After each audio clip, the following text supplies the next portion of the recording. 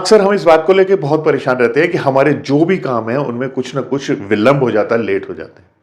जो हम कमाई कर कर लेकर आते हैं उसमें इतनी बरकत नहीं है कि हम कुछ अपने लिए बना पाएं या कुछ जोड़ पाएं। कोई काम शुरू करा है तो वो काम हम कंप्लीट ही नहीं कर पाते हैं, चाहे घर बनाने का काम हो, चाहे अपना व्यापार में ही कोई नया प्रोजेक्ट शुरू करना हो।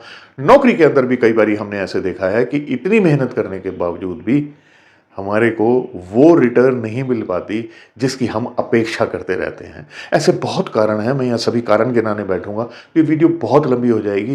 लेकिन कुल मिला के मैं ये कहना चाहता हूँ कि ऐसे सब केसेस में ये माना जाता है कि शनि देव के दुष्प्रभाव मिल रहे हैं। अब शनि देव के ऊपर कई वीडियोस मैंने भी बनाई हुई हैं। यदि आप वो उपाय की वीडियो या शनि देव के बारे में जानने के लिए कुछ वीडियोस देखना चाहते हैं तो आप मेरे इस चैनल को फॉलो सब्सक्राइब कर लीजिए, और अब उसमें बहुत सारी आपको शनिदेव के ऊपर वीडियो भी मिल जाएंगी और ग्रहों पे भी हैं वीडियो। पर आज जो मैं आपको दो उपाय बताने जा रहा हूं, ये दोनों उपाय शनिदेव के लिए बहुत ही अच्छे उपाय है, बहुत ही उपयोगी उपाय है। और इसमें एक उपाय तो ऐसा है जो हम भूल चुके हैं, लेकिन है वो हमारे बरसों से चलता आ रहा ट्रेडिशनल उपाय है। तो पहले तो मैं आपको ये बताना चाहता हूं कि शनिदेव को प्रसन्न करने के लिए, मैं यहां कहूंगा शनिदेव को नियंत्रित करने के लिए हमें अपनी जन्म कुंडली में, अपने जीवन में सूर्य और चंद्र को जरूर बैलेंस करना चाहिए।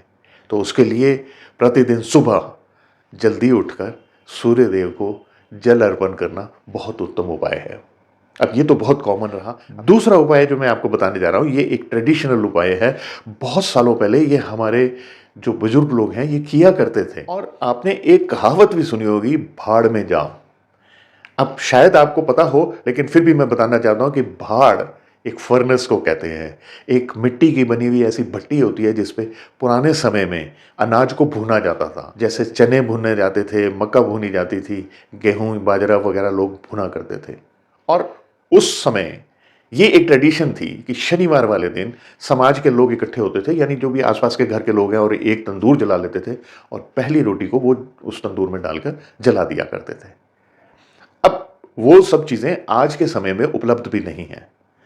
अब मॉडर्न जमाने में हम लोग गैस के चूल्हे इस्तेमाल करते हैं। तो शनिवार वाले दिन किसी भी समय के खाने में सिर्फ पहली रोटी का एक बहुत छोटा सा महीन सा टुकड़ा एज ए सिंबल वो तोड़ना है और उसे अग्नि को समर्पित कर देना है, और साथ ही साथ प्रार्थना करना है, हे शनिदेव, हमारी जो भी कमाई है उसमें बरकत डालें, सत्कर्मों से कमाई आए और हमारी कमाई सत्कर्मों में लगे।